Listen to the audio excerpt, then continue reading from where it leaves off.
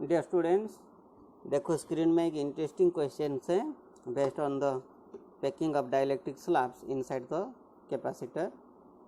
तो क्वेश्चन के हिसाब से देखो, पहले बोला है कि you are given a parallel plate capacitor with air fill inside it.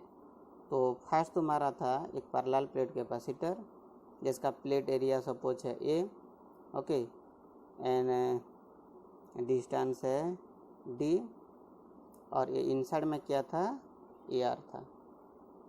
So when air is inside, what becomes the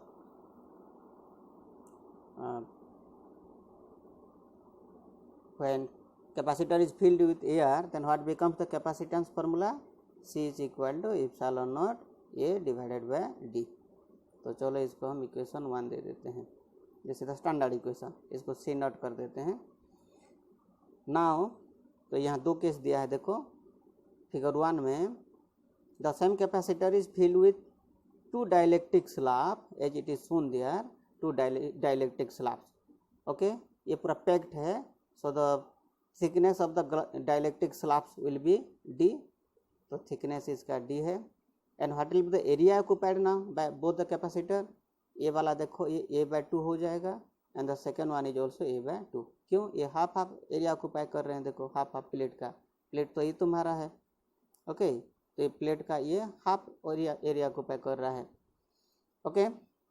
अच्छा, तो अब क्या होगा, when the two dielectric slabs are packed, we have to find the total capacitance now। तो हम तो जानते हैं जब डाइलेक्ट्रिक स्लैब इंसर्ट करते हैं capacitance of the capacitor increases, कितना इंक्रीज करेगा हमें फाइंड करना है due to both the dielectric slabs, ठीक है।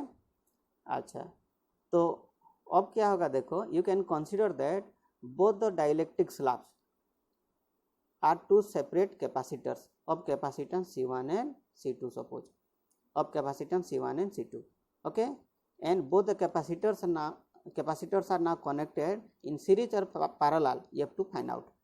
तो दोनों कैपेसिटर्स जो हो गया विद डाइलेक्ट्रिक कांस्टेंट तुम्हारा C1 and C2, तो उसको तुम क्या करोगे, कंसीडर करोगे, तो फाइंड करना होगा कि बोथ आर इन सीरीज और पैरेलल। तो देखो कैसे तुम्हें पता चलेगा।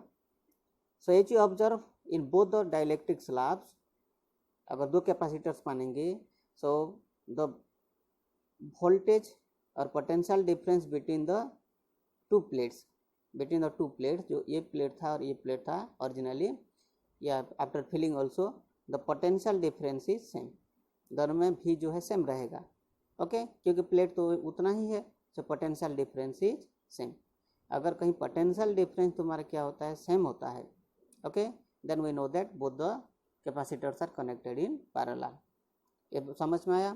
सो फर्स्ट केस में क्योंकि both the capacitors are connected in parallel का फॉर्मूला क्या होता है कैपेसिटेंस का, just you have to add up the capacitance। so now put the value there, so this implies your C is equal to C1 का formula कितना होगा, epsilon not, अब area कितना है A/2 then divided by D. और एक चीज देखो इधर, क्योंकि capacitance the capacitance is filled with dielectric constant K1, तो K1 will be multiplied here, okay. Then in the same way you are going to write the second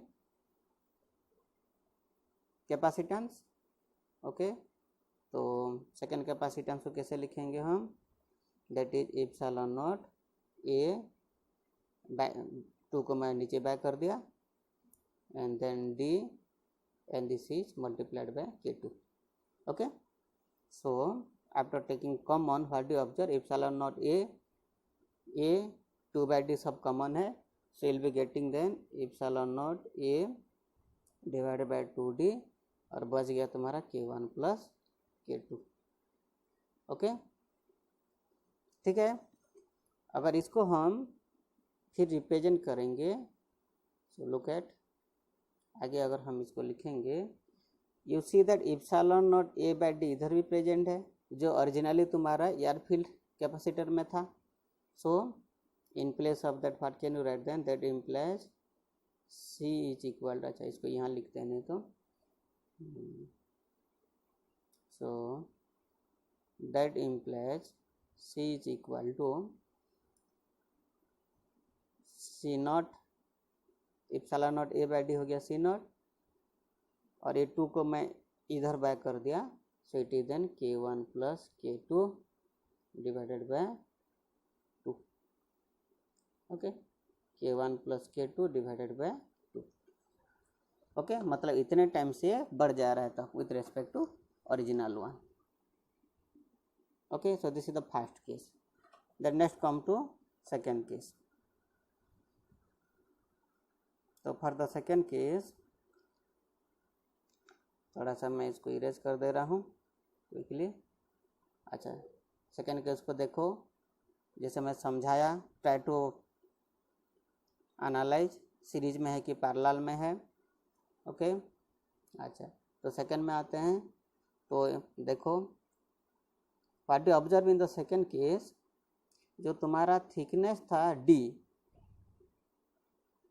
okay, capacitor का thickness, gap between them जो D था, now that is occupied by 2 dielectric slabs of thickness D by 2.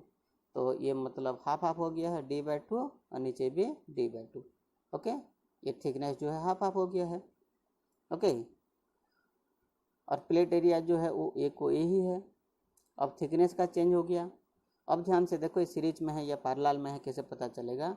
दोनों को अगर हम देखेंगे तो देखो, अगर हम चार्जिंग का बात करेंगे, इधर अगर प्लस चार्ज हुआ फॉर एग्जांपल, ओके, और इस तरह माइनस चार्ज अगर डेवलप करेगा आफ्टर चार्जिंग और इन द कैपेसिटर, ठीक है, तो ये डाइलेक्ट्रिक स्लैब को रखने के बाद विल बी ऑब्जर्विंग दैट इसमें तुम्हारा माइनस चार्ज डेवलप हो जाएगा.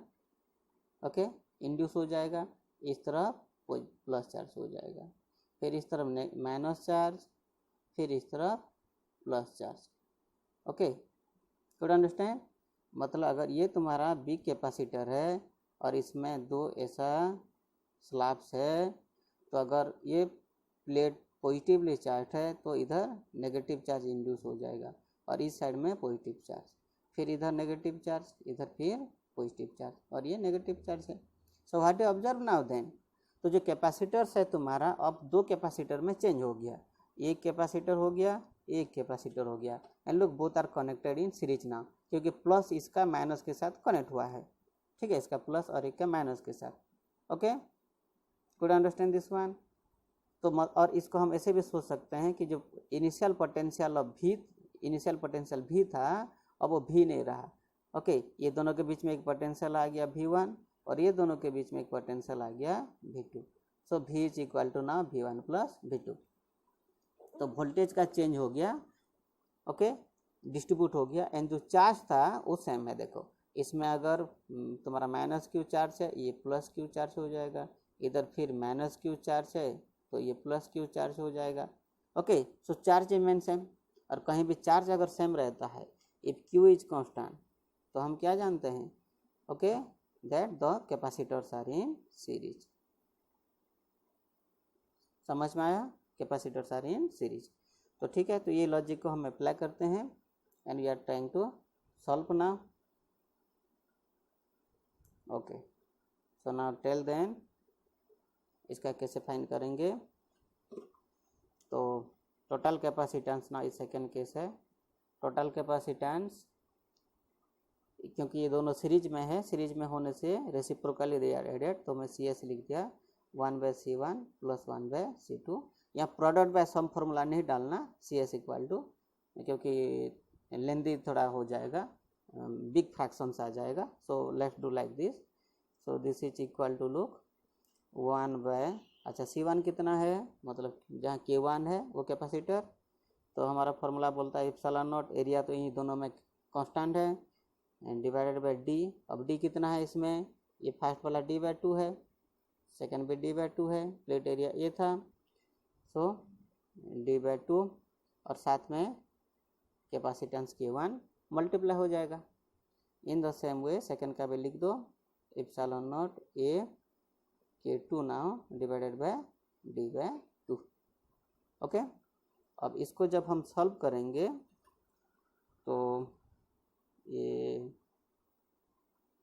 देखो एक कितना होगा, मैं डायरेक्ट बोल दे रहा हूँ। दोनों में तुम ध्यान से देखोगे, देखो d/2 तो ऊपर चला जाएगा, दोनों में d/2 ऊपर चला जाएगा, तो d/2 ऊपर जाने के बाद ये 2 आके इधर बै हो जाएगा, मतलब इधर d हो जाएगा d/2। तो सब में d/2 एप्सिलॉन नॉट a, अच्छा सॉरी क्योंकि 1/CS फिर उसमें है, तो मैं इसमें लिख देता हूँ एक बार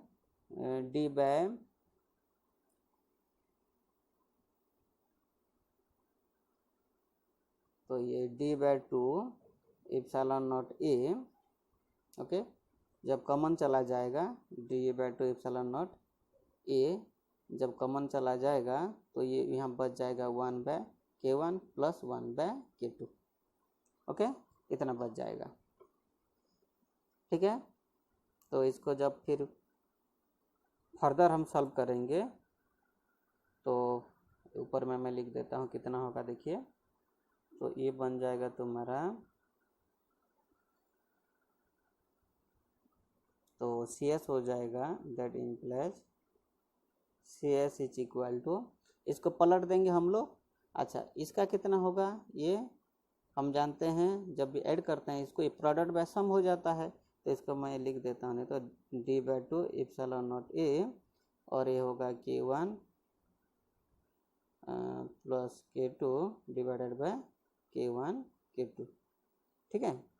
तो इसको जब पलटा देंगे हम लोग, ये हो जाएगा 2 epsilon naught a divided by d, 2 epsilon naught a divided by d, और ये बन गया आपका k1 k2 divided by k1 plus k2, ठीक है। तो इसका अगर हम ध्यान से फिर देखेंगे, देखिए this implies CS is equal to, यहाँ भी एप्सिलॉन नॉट a/d है, ओके। तो इसको अगर हम C0 लिख देते हैं, then what is this going to happen, then C0 अगर लिखेंगे तो this is going to be C0 multiplied with 2k1